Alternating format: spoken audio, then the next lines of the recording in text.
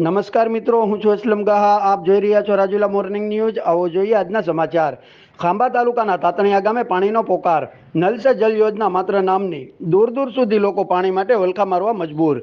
ખાંભા તાલુકાના તાતણિયા ગામ જંગલની એકદમ નજીક આવેલ હોય ત્યારે લોકો પાણીને લઈને હંમેશા દુવિધામાં જોવા મળે છે, જેથી પશુપાલન પર નપતા આ વિસ્તારના લોકોએ ખેતી કરવી તો દૂર જ રહી જાય છે, પરંતુ પીવાના પાણી અને પોતાના પાલતુ પશુઓને બચાવવા માટે દૂર દૂર સુધી ધગધગતા તાપમાં પગપાળા ચાલી પાણી ભરવા અને પીવડાવવા જવું પડે છે. દર વર્ષની જેમ ચાલુ વર્ષે પણ પીવાના પાણીની ભારે સમસ્યા સર્જાય છે. તંત્ર દ્વારા પાણી મુદ્દે કોઈ નક્કર પગલાં ન લેવાતા આજે આ ગામોના લોકોએ પીવાનું પાણી મેળવવા માટે દૂર દૂર સુધી ફાફા મારવા પડી રહ્યા છે.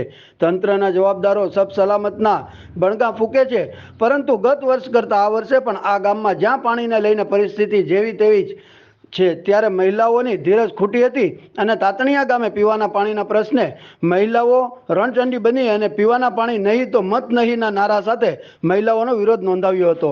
હવે જોવાનું રહ્યું કે પાણીનો પ્રશ્ન ઉકેલાય છે કે નહીં, તે આગામી દિવસોમાં જોવા રહ્યું.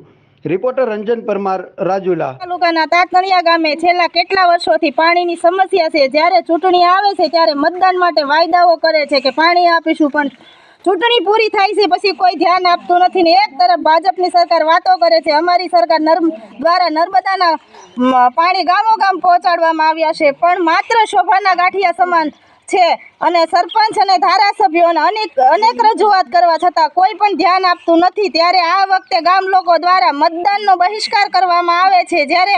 જ્યાં સુધી પાણીની સમસ્યા દૂર નહીં થાય ત્યાં સુધી ભાજપ કે કોંગ્રેસ દ્વારા કોઈ પણ પક્ષોએ મત માંગવા આવવું નહીં. અમારું ગીર કાંઠાનું ગામ વિસ્તાર છે. ઉનાળાના પાણી વિના ઉનાળાના 4 મહિના કાઢવા કેમ? માલઢોર, રેઢિયાર માલઢોર, જંગલી જાનવરો, પાણીની સમસ્યા દૂર કરો. પાણી નહીં ગામમાં હળવળું જાઉં છું, પાણી ભરાતું નથી. એક ગાગીને ડોર લઈને જાઉં છું, કોઈ ભરવાય નથી દેતું. ગામમાં ઠેઠ જાઉં છું ને મારું ઘર બહુ દૂર છે, તો મારે કેમ પાણી ભરવું? ને હસોડા 2 મહિનાથી નળ આવ્યા.